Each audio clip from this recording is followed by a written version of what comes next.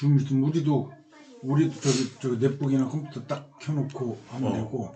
그걸 한번 좀 알아보자고. 그러면 여기서 작은 거를 은정이가 참석할 수 있고 거기서 은정이가 발언할 수도 있고. 그렇지. 음. 그래, 그거 좋은 생각이야. 나도 생각은 했었는데 조끼가 예쁜데?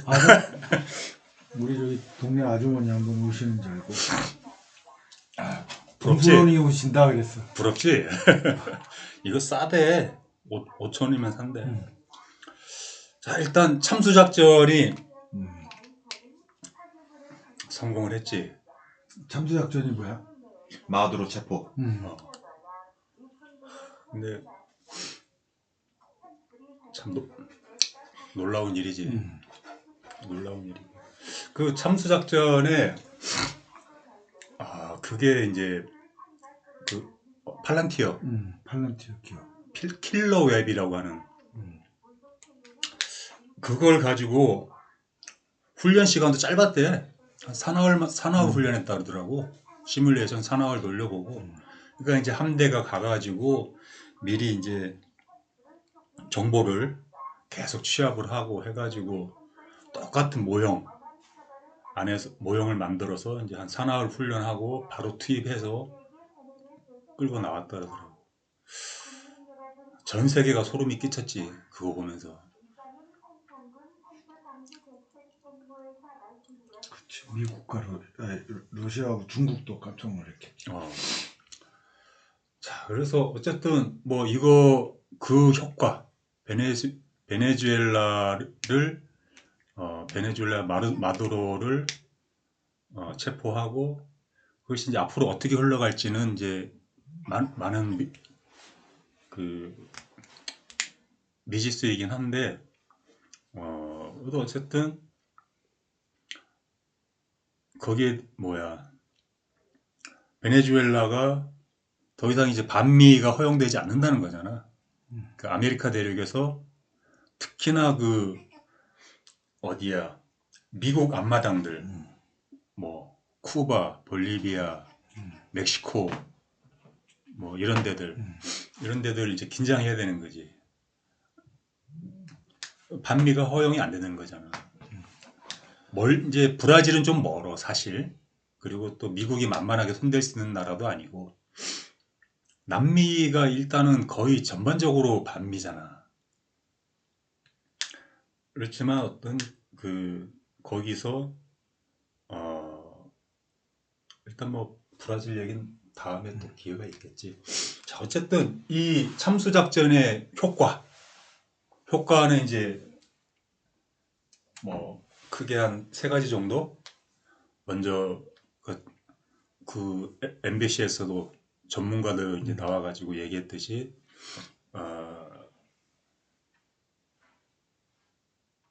일단 전쟁을 하려면은 그러니까 극단적인 상황에서 자급자족이 가능한 나라는 지구상에 2나라밖에 없다 그랬잖아. 미국 소련, 미국 러시아. 가령 중국하고 가상의 전쟁을 한다라고 했을 때 중국의 자원을 이제 차단을 해야 되는 거야. 그게 이제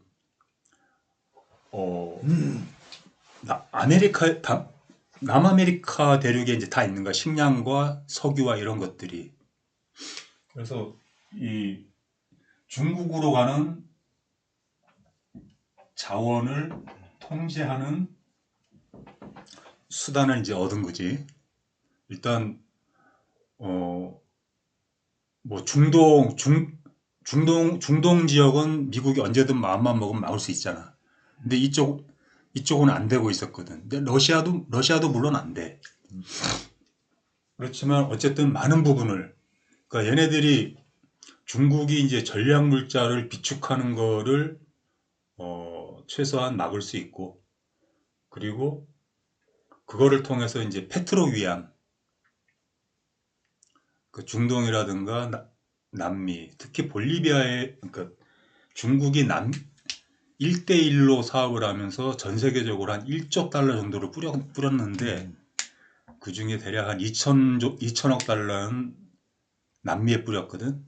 근데 그 중에 절반 1100억 달러가 베네수엘라에 집중적으로 투하가 돼 있었고, 그래서 그게 이제 석유 담보로 흘러 들어간 돈이지.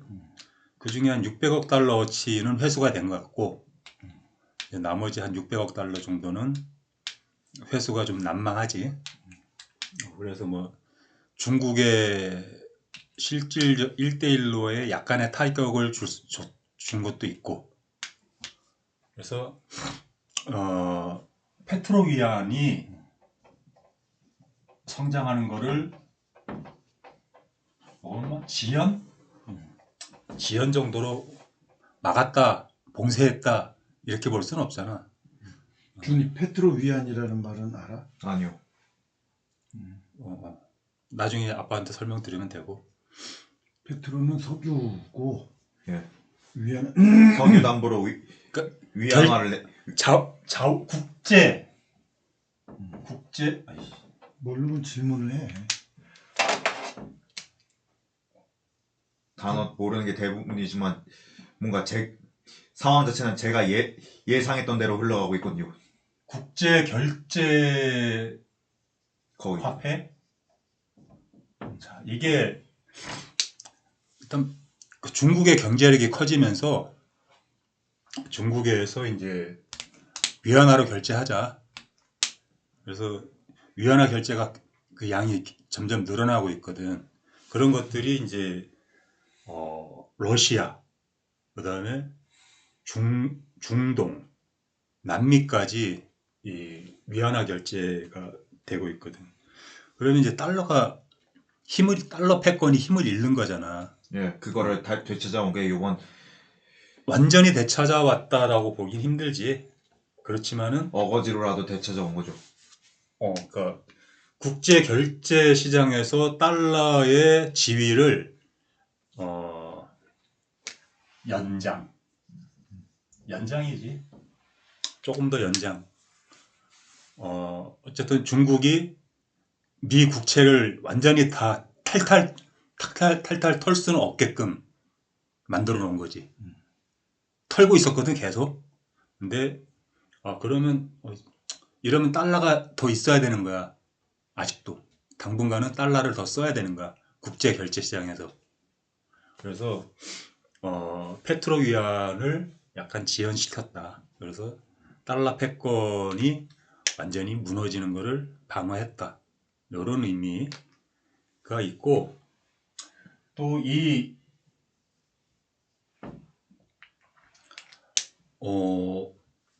유가, 일단 베네수엘라,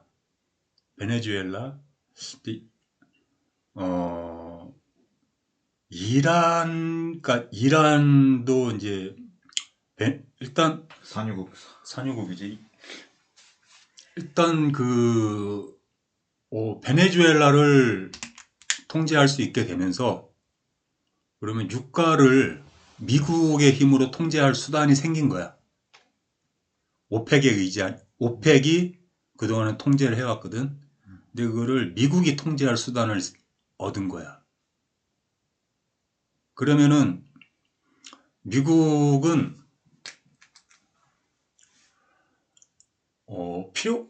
미국이 필요할 때는 유가를 낮출 수 있고, 또 다른 필요가 있을 때는 올릴 수도 있는 그런 통제력을 가지게 됐다는 건 굉장히 큰 의미가 있어. 그래서 자기네 나라 인플레가 위협을 받을 땐 유가를 다운시키면 되고, 그래서 일단 지금 상황에서는, 지금 조건에서는 그래. 유가를 낮출 수가 있고, 그 다음에 그동안 이제 그 인플레를 중국이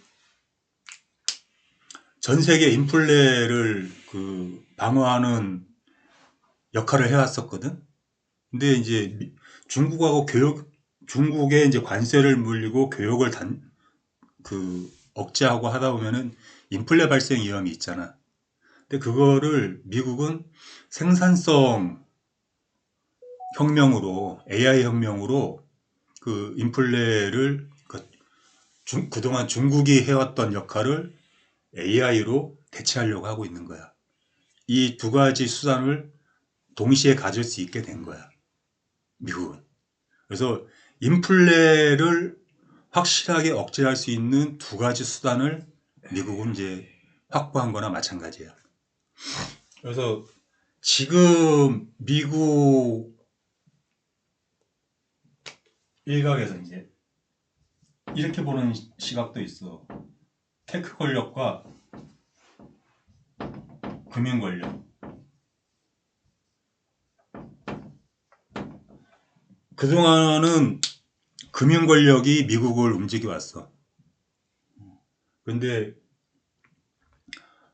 트럼프 2기 정부에서부터 이 테크 권력이 부상을 하면서 그 팔란티어를 중심으로 그 AI 혁명으로 엄청난 부를 쌓고 있는 거야. 올해 그 스페이스 X하고 오픈 AI가 미국 주식시장에 상장을 하거든. 그럼 얘네들의 일단 기업 가치를 지금 얼마로 보고 있냐면은 5천억 달러 이상으로 보고 있어. 그럼 상장을 하게 되면 보통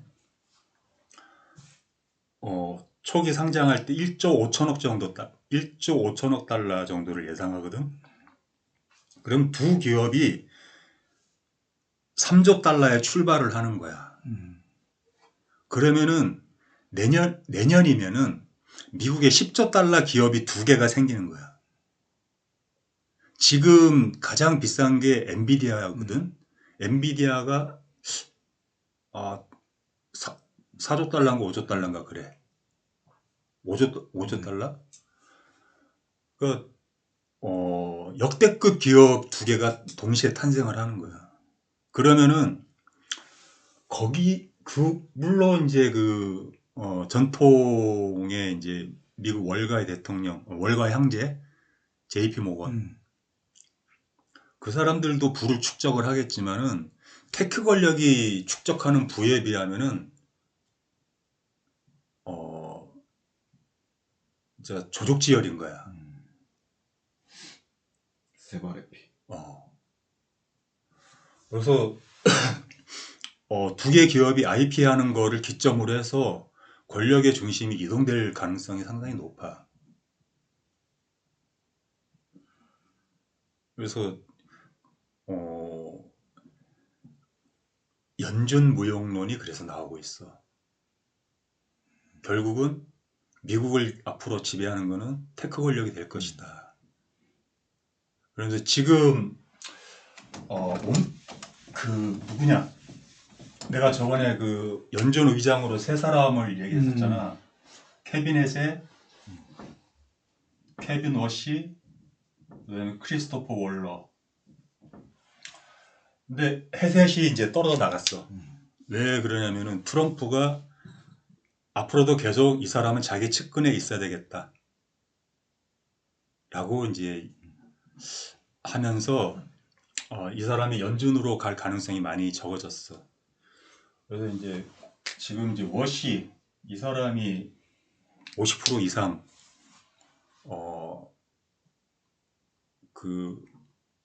올라왔거든. 가능성이 그 확률이.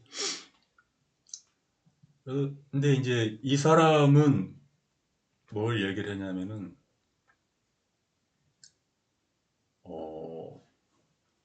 이 사람도 기존의 연준 이사들하고 상당히 그 입장이 달라. 인플레이션은 선택이다. 뭐 선택의 결과다. 인플레라고 하는 것은 선택의 결과다. 라고 하면서 이제 이 연준이 왜 신문 일면에 나오고 지랄이냐. 연준은 뒤에서 조용히 금리와 인플레 관리하면 된다. 일면에 나서면 안 된다. 이런 입장을 가지고 있어. 그리고 그게 미국 테크 권력의 입장이기도 해. 어차피 야 니네가 뭘 할 수 있겠어. 이제 인플레는 미국에서 사라지는 단어가 될 거야. 그럼 뭐가 남아? 이제는 어, 고, 고용과 금리만 남는 거야. 고용. 근데 그래서 미국이 이민을 다 막았잖아. 그리고 이민을 되게 까다롭게 하고 있어. 돈 내고 들어와라야.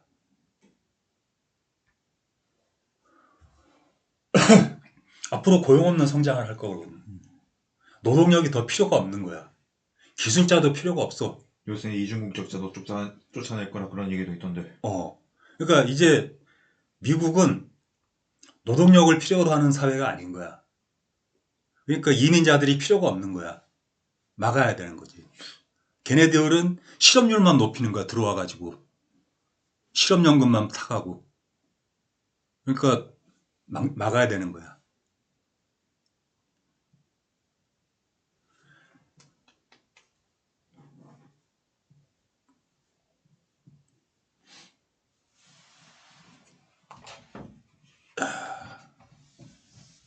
그래서 그러니까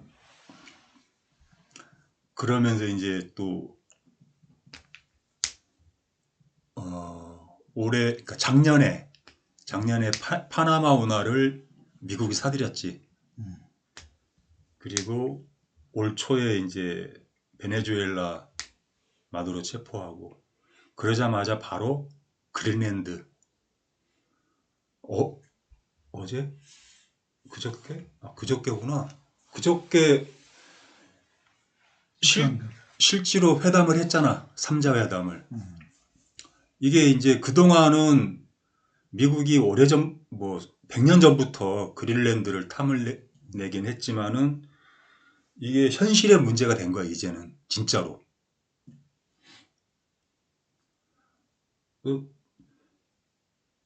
인구 5만 7천 명이 덴마크에서 독립을 해가지고 그 사람들이 그 땅을 지킬 수 있을까?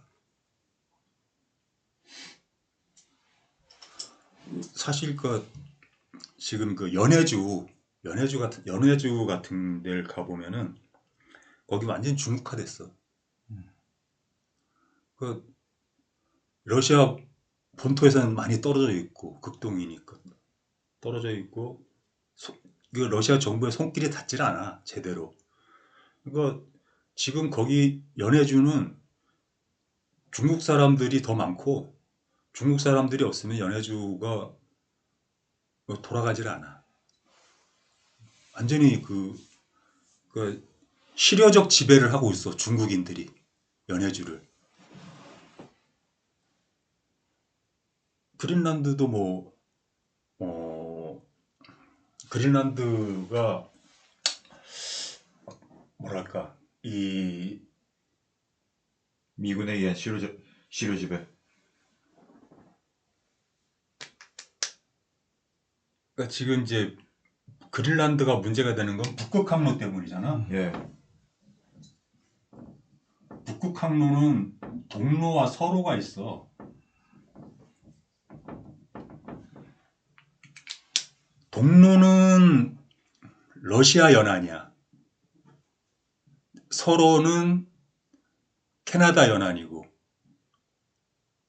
근데 이 캐나다 연안은 섬들이 많고 그래서 좁아서 거기는 어떻게 뚫고 다닐 수가 없어. 근데 러시아 연안 쪽으로는 배들이 다닐 수가 있거든. 그쪽이 제일 빨리 녹아. 그리고 그쪽에 이제 러시아 군사기지가 30몇 개가 있고. 그러니까 그린란드가 캐나다 쪽에 많이 쏠려서 붙어 있고 사람들도 캐나다 쪽 해안가에 많이 살아. 그러니까 사실상 캐나다에서 가장 가까운 데가 그린란드야. 그러니까 덴마크에서는 되게 멀고. 그리고 이제 미국이 캐나다를 51번째 주로 들어와라 라고 했던 거나 그리고 그린란드가 필요한 이유들이 이제 뭐 미국 안보상의 이유 가장 크겠지. 그게 가장 크고 왜냐하면 그린란드를 그 그린란드와 관련해서 북극해지 북극해와 관련해 가지고 그 8개국 관련 그 모임이 있어. 거기에 이제 뭐 캐나다, 그다음에 알래스카가 있으니까 미국도 끼고 러시아 끼고 덴마크 있고 노르웨이 있고 아이슬란드 있고 뭐 그래서 한 8개국이 있다는데 거기서 거기에 이제 미국이 참전하지 않으면은 거기를 그 북극해를 러시아가 장악하는 것을 막을 수 있는 나라가 없어 실질적으로. 그런데 러시아보다도 이제 거기 옵저버로 참가하는 나라들이 있거든. 한국, 중국, 일본을 포함해 가지고 또 몇 개국 돼 그게.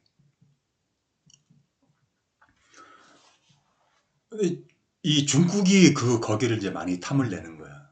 근데 중국이 들락날락하기 시작을 하면은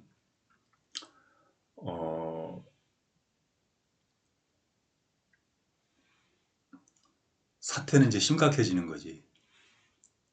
러시아와 중국이 손을 잡으면은 거기서 그 사람들 그 나라들의 영향력을 통제할 수 있는 나라가 없어.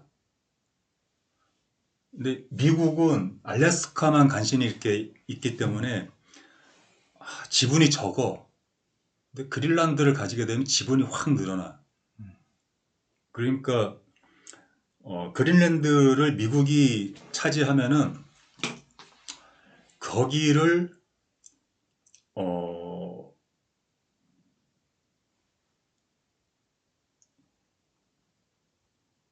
뭐랄까 통제까지는 아니고 하여튼 뭐 그러니까 지분을 대폭 늘릴 수가 있는 거야. 미국의 지분을. 그러니까 러시아하고 반반 가져갈 수가 있어. 말하자면. 그래서 이 북극 항로 중에서 특히 이제 그 동로를 활용할 수 있는 명분이 생기는 거지.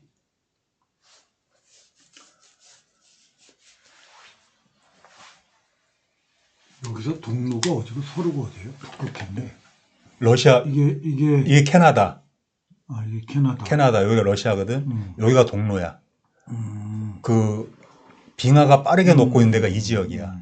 여기는 섬이 많고 그래가지고. 그럼 우리나라는 여기쯤에 있네? 그렇지 여기 조금 캄차카반도. 그렇지. 음. 그러니까 그 해수부가 부산으로 간 이유가 이걸 정확하게 읽고 있었던 거야.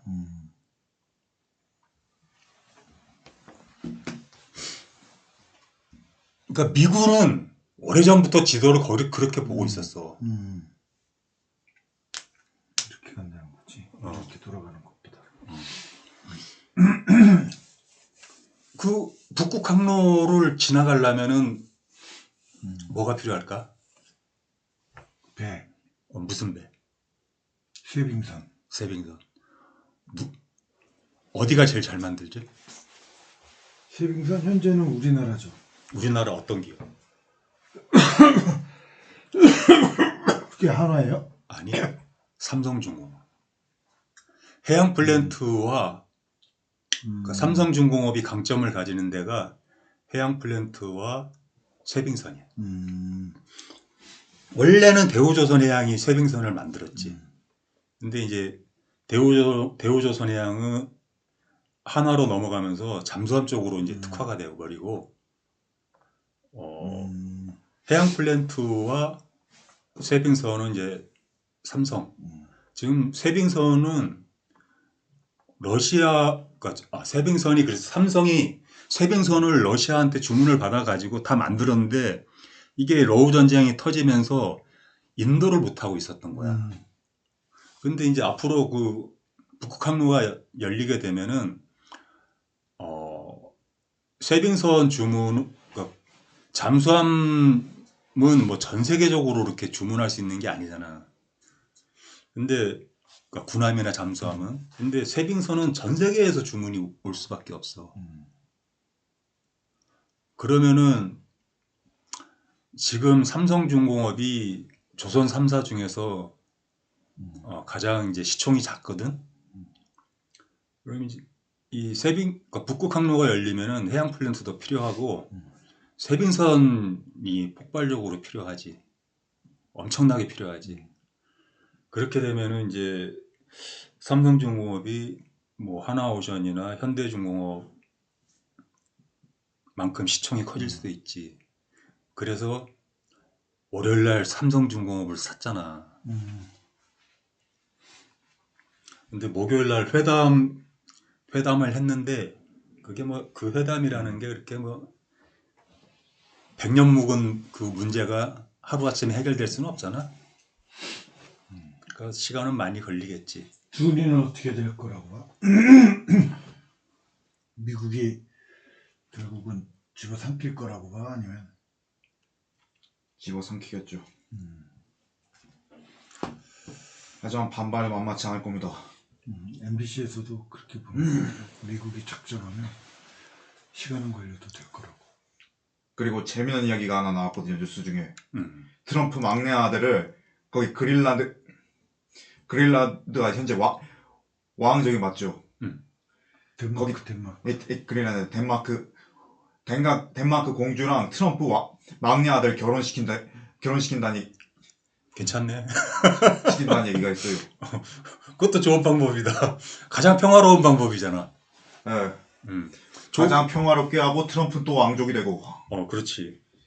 그리고 그 이후부터는 아주 착착 나갈 겁니다. 자, 이제 뭐 이런 그 분석들이 있어. 분석들이. 자, 그러면 도대체 미국은 왜 이러고 있을까? 간단한 거 아니겠어요. 트럼프 아래에 아무도 뭐 제대로 제대로 브레이크 걸 사람이 없으니까. 지금 뉴스 봐도 대부분 가끔 민주당 언급되고 가끔 공화당 언급될 뿐이고 사실상 미국 뉴스는 대부분 트럼프 얘기입니다. 그렇지. 짧게. 일단 미국의 견제 세력이 없는 거지. 그런데 그 다른 나라로 눈을 돌려봐도 견제할 만한 세력이 없는 거야. 열강이 무너진 거야. 열강이라고 할 수 있는 이 세력이 없어진 거야. 그 뭐냐면은 그 전에는 그 미국 얄타 회담이 가능했던 이유는 그때 미국이 되게 셌어. 강했어. 그렇지만 영국, 프랑스 뭐 이런 이태리 그냥 미국도 그 열강 속의 한 일원이었던 거야.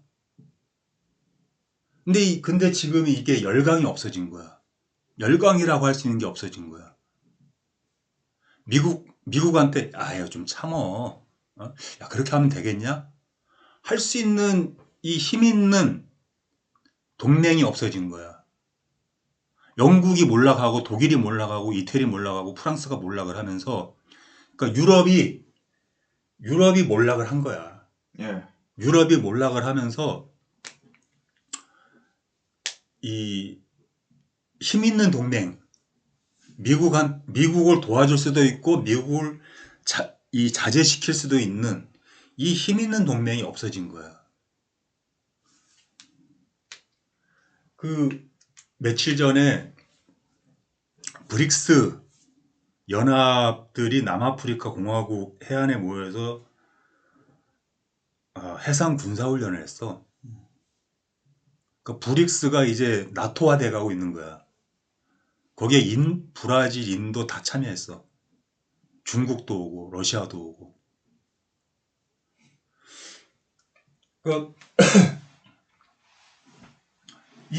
그러니까 어떻게 됐냐면은 지금 열강은 몰락하고 그 열강의 식민지였던 나라들 가령 영국은 인도한테 추월당했고 포르투갈은 브라질한테 추월당했고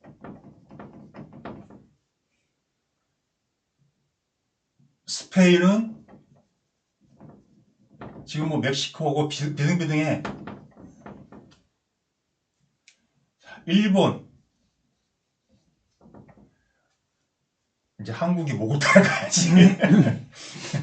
이건 여 부분은 아직은 희망사항이네. 여기는 아직 희망사항인데 이 과거 식민지였던 나라들, 이 나라들이 브릭스의 주축이고 이 나라들이 성장을 하고 있는 거야. 그러면서 이 나라들이 어떤 그 경제연합체를 넘어서서 이제 군사 훈련까지 같이 하고 있어. 그래서 미국은 아직 얘네들이 인정할 수가 없어. 아직 인정 못 한다고. 딱 그림이 묘하게 그려지기 시작하네요. 뭔가. 근데 얘네들은 서서히 가라앉고 있다고. 가라앉고 있어. 그러니까 J.D. 반스가 유럽은 끝났다. 동맹의 의미를 두질 않아. 유럽에다가. 그러면서 유엔의 모든 기구에서 탈퇴했잖아. 더 이상 니네들하고 말도 섞고 싶지 않아. 이거야. 이 열강들이 모여서 만드는 게 유엔이잖아. 유엔의 모든 기구에서 탈퇴하는 거에 서명을 했단 말이야. 며칠 전에. 이게 이제 이런 그러니까 이런 의미인 거야. 자, 그러는 와중에 두 번째가 있나요? 그런 와중에 약 한 20년 전인가 중국의 그 등소평이었나? 등소평이었을 것 같아. 예. 태평양은 넓으니 미국과 중국이 중국을 다 품을 수 있다. 이런 말을 했어. 이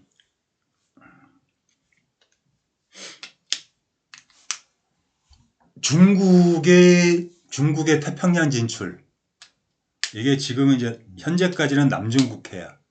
예. 남중국해인데 중국은 태평양을 원해.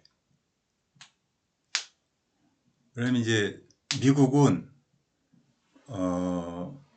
그거를 막을 수 없다라고 봐. 미국은 그걸 막을 수가 없어.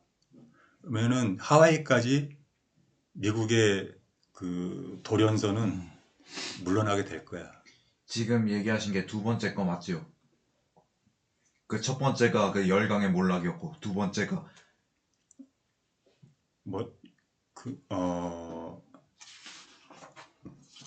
그러니까 미국이 이제 왜 그러는지. 예.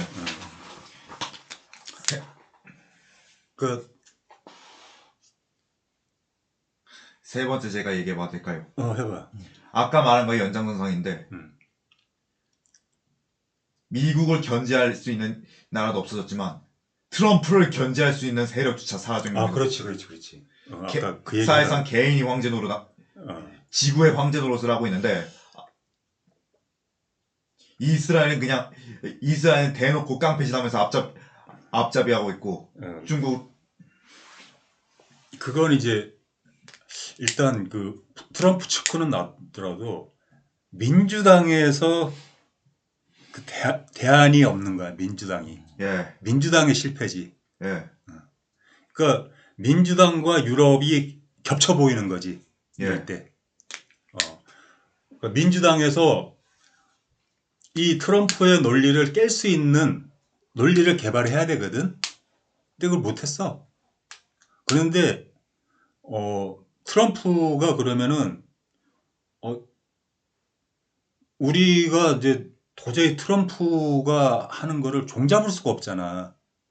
근데 우리는 종잡을 수가 없는데 얘네들은 굉장히 정밀하게 움직이고 있어. 실제로는. 그러니까 이제 그게 뭐냐. 왜 미치광이처럼 막 날뛰는 것 같은데 사실은 되게 정밀하게 움직이고 있거든. 그게 뭐냐. 그게 뭐냐는 거지. 그냥 탐욕스러운 거 아니에요? 아니야. 지금 트럼프가 하고 있는 거는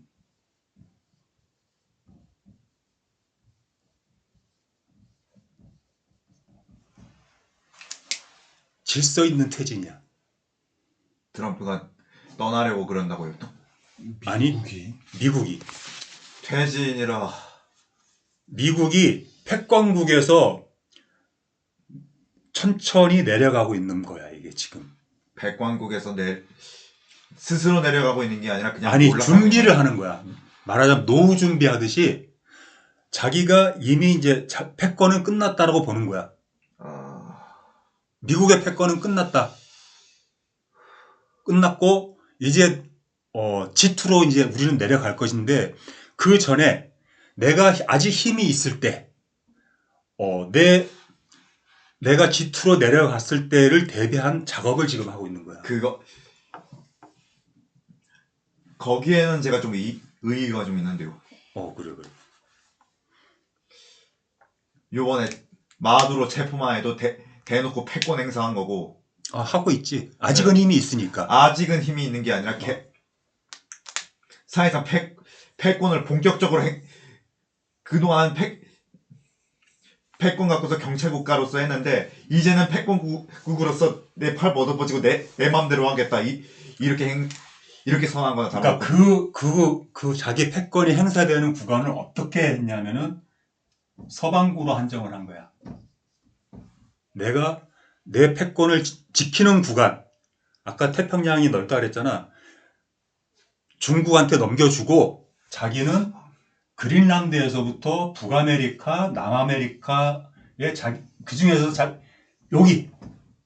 요 밑에는 브라질이라든가 아르헨티나, 페루 같은 얘네들이 지역 패권을 가지고 얘네들이 알아서 할 거고 자기는 여기까지야. 미국은 선을 딱 긋는 거야. 이만큼은 내 나와바리야. 그러고 보니 그러니까 나중에 중국이 지원으로 올랐었을 때 이 짓을 하고 있으면은 그때는 안 돼. 그때 할 수 없는 짓이야. 근데 지금은 가능해. 그린란드를 먹는 것도 지금은 가능해. 근데 10년 후에도 가능할까? 장담 못 하는 거야. 10년 후에도 내가 그린란드 먹겠어 라고 하는 게 먹히지 않는다는 안 먹힌다는 거야. 그때는 이미 중국이 미국과 대등하거나 미국을 추월해 있을 테니까. 러시아하고 연합해서 하면 당하니까. 그러니까 이스라엘의 고민과 현재 트럼프 정권의 고민은 같은 거야. 이스라엘이 100년 후에도 지금의 나라를 지키고 있을 수 있을까? 아니야.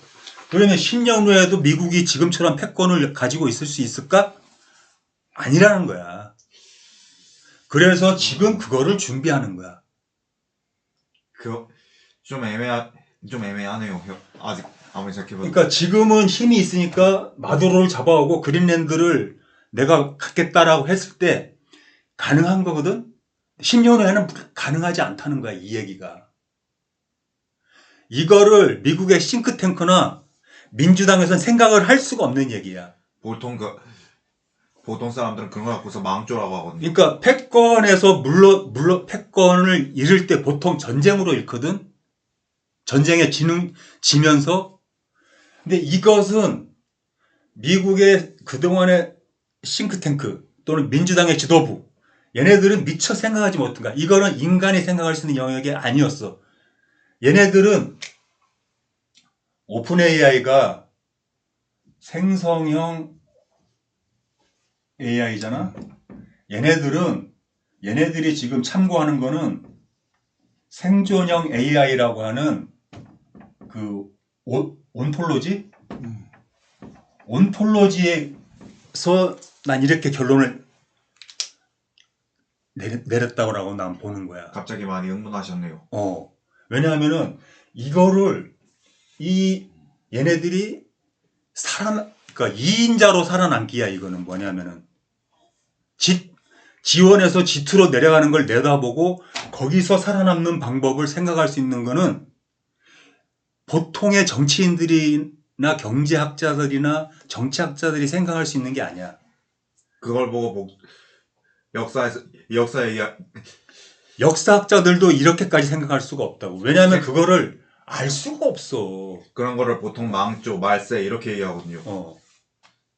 근데 그런 거를 뭐 학자들이 이런 거 못 내다본다고. 사서에서도 보통 지금의 트럼프처럼 권세만 믿고 날뛰다가 외부 세력 혹은 내부의 반란에 의해서 쫑나는 그런 걸 얘기를 그러니까 많이 마지막 하는데 순간까지도 알지를 못하거든. 자기 보통 운명. 그런 거는 질서 있는 퇴진이라고 안 해요. 멸망의 진조라면 또 모를까. 그러니까 근데 미국은 다르다는 거야. 지금 현재 트럼프 정권은 이거를 보고 있는 거야. 자기네가 왜냐하면은 중국은 계속 성장을 하는데 그게 미국을 추월할 날이 멀지 않았다는 것을 보고 그걸 준비하고 있는 거야. 이런 경우는 패권국이 이렇게 준비한 경우는 역사상 없었어. 그럼에도 질서 있는이라는 표현은 너무 과대평가하는 것 같습니다. 혹시 춘추열 전국 시대에 대해서는 공부해 보셨죠? 아니. 주나라가 그야말로 왕이 봉화갖고서 제후들한테 장난치는 몹쓸 짓을 하는 바람에 정작 적이 쳐들어왔을 때는 아무것도 못하고서 심지어 왕이 죽었어요. 이런 다음에 적들을 몰아내고 수도를 옮기게 했는데 그 이후로 주나 왕이 뭘 했다 이런 얘기는 거의 역사 이야기 이런 데서 싹 사라집니다. 왜인 것 같아요? 잠깐만. 지금 너 강의하는 거니? 토론 아니에요? 서로가 서로 의견 얘기하는 거 아니에요? 토론은 좋은데 선생님 강의하는 거 마치고 나서 토론했으면 좋겠고 예. 중간에 잡아채서 네가 강의를 안 했으면 좋겠어. 그리고 짧게 너의 의견, 선생님이 의견을 얘기한 거야. 그러면 너의 의견을 짧게 얘기하고 예. 그리고 나중에 토론했으면 좋겠어. 알았습니다. 좀 이상해.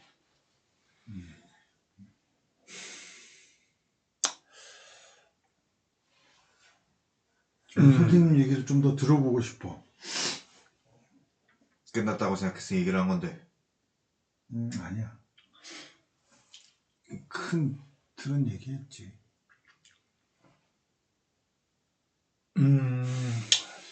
그래. 그러니까 그러니까 이게 그동안에 어떤 정치학이라든가 뭐 역사학 이런 그걸로 봐서는 납득할 수 없는 일이야. 이게 이해도 안 되고 왜 이러는지가. 근데 생존이라는 관점, 국가의 생존, 특히나 이제 패권을 가졌던 나라가 패권을 잃었을 때에 어떻게 살아남을 것인가, 이런 관점에서 본다면은 굉장히 잘 준비하고 있는 거야. 굉장히 정밀하게 준비하고 있는 거야. 그러면은 이런 그 사태에서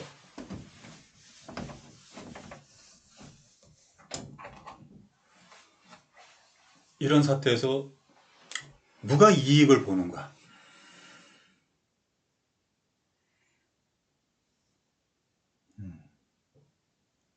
혹시 그런 영화 본 적 있어? 내 깡패 같은 애인. 제목은 들어봤는데 본 적은 없습니다. 박중훈하고 정유미가 나오는 영화였거든. 그러니까 그냥 제목만 떠올리자고. 미국은 우리한테 내 깡패 같은 애인인 거야.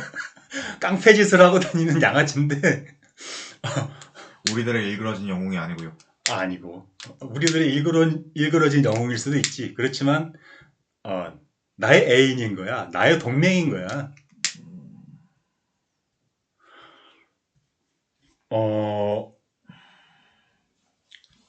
이 와중에 한국이 웃고 있어. 저신 잘했죠. 이 와중에 한국이 웃고 있어.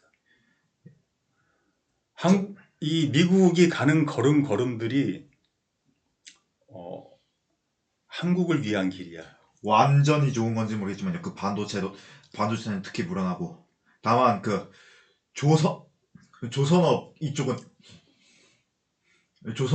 특히 크게 도움이 조선업은 이런다 그 핵잠수함이었죠.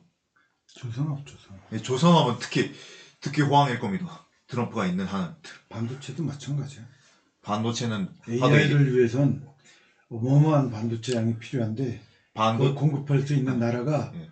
국제적으로 대만하고 우리밖에 없어.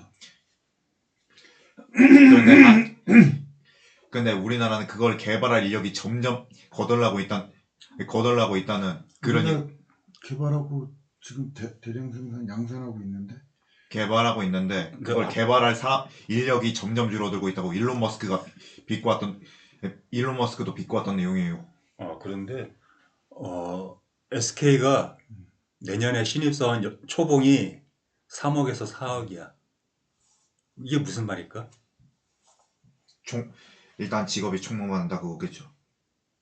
석박사 외에는 안 뽑겠다는 거야. 대졸 초임이 3, 4억을 주지는 않아. 이제 대졸자들 필요 없다는 거야. SK 같은 경우는. 고등학교만 나와도 이제 뽑을 수 있다. 고등학교 졸업자를 3, 4억씩 주지 않아. 3, 4억씩 줄 때는 중학교 일단 지원자가 석박사급이 지원을 해. 그러면 더 안 되죠.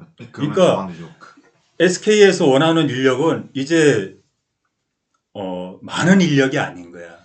그러면 더 걸러달라죠. 그러니까 석박사급 몇 명만 필요한 거야 이제는. 그러니까 한국도 그러니까 반도체도 전에는 뭐 대량으로 인력을 투입해가지고 이젠 끝난 거야 그게. 그러면 더 빨리 거덜나는데요.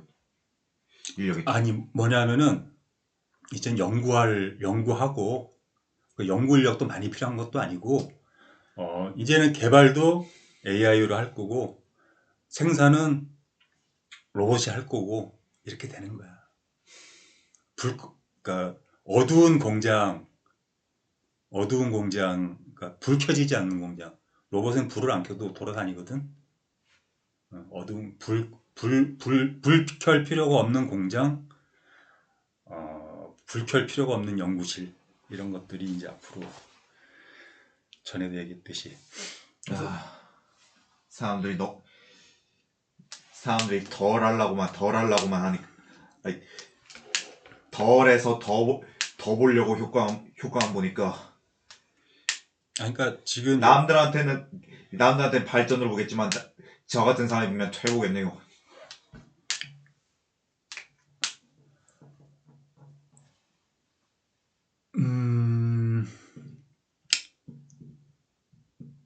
일단 그래서 그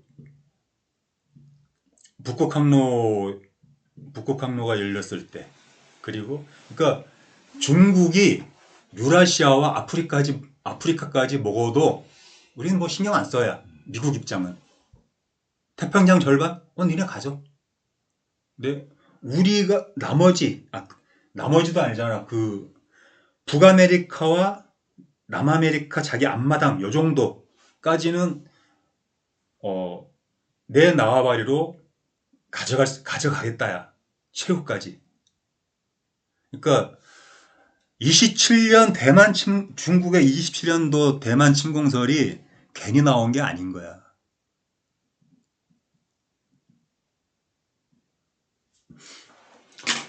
이렇게 가는구나. 그러니까 이런 식의 분석은 이제 물론 아직까지는 이 중간중간 나오긴 했어요. 그러니까 이제 북중이 그린란드, 캐나다까지 그거 하고 태평양 이제 저기 그 마지막 그거 무슨 선? 제3도련선 하와이 도련선. 여기까지만 하자고. 그까지 하는 것들은 이제 이게 나왔.